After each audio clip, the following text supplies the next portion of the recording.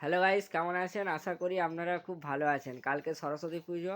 এখন বউ আলমারির সামনে দাঁড়িয়ে পড়েছে। এই যে দেখুন, হ্যাঁ, একদম পুরো একদম কোমরে হাত বেঁধে আরে দাঁড়িয়েছে। তুমি যদি প্রতি বছর আর সরস্বতী পূজায় একটা করে নতুন শাড়ি কিনে দাও তাহলে তো আর কোমরে হাত এই দিয়ে দেখুন দাঁড়াতে দেখুন হয়। দেখুন বলছে শাড়ি কিনে দাও। আর দেখুন একবার, এই দেখুন দেখুন শাড়ির স্টক দেখুন। এখানে পুরো একটা এটা এগুলো শপিং মলের দেখাতেন। যে শাড়ি আছে, ওই শাড়ি, ঠিক আছে? এই দেখুন দেখুন, এই লোকারেও আছে, ঠিক আছে? খালি শাড়ি লোকের আর শাড়ি শাড়ি। নেই।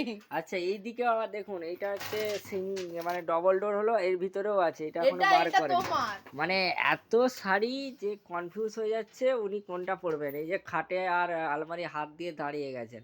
আর আমাদের একটা জামা একটা প্যান্টেই এখন চলছে, মানে স্টক দেখুন খালি। দেখুন দেখুন, আপনাদের এইরকম ঘরে কার কার হয় সেটা একটু কমেন্টসে জানাবেন, ঠিক আছে? এখানেই রাখলাম।